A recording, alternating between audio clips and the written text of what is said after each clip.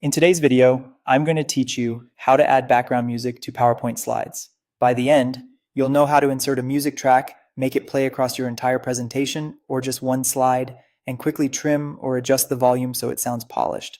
I'll also mention what's different on mobile so you can plan ahead. Start by opening your presentation in Microsoft PowerPoint. Head to the Insert tab at the top, then choose Audio and select Audio on my PC. Browse to your music file, pick the one you want, and click Insert. You'll see a small audio icon appear on your slide. That icon represents your track, and it's what you'll use to access playback settings. As a quick tip, choose royalty-free music to avoid copyright issues and use common formats like MP3 or WAV for smooth playback.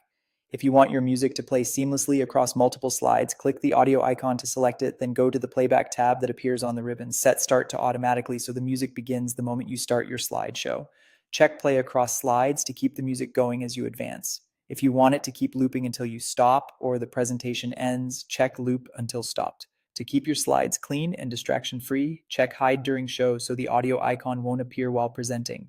After these settings, run your slideshow to confirm the music starts right away and continues from slide to slide. If you only want music on a single slide, insert the audio the same way as before. With the audio icon selected, open the playback tab and set start to on click if you prefer to trigger it manually or automatically if you want it to begin as soon as that slide appears. Make sure play across slides is left unchecked so the music ends when you move to the next slide.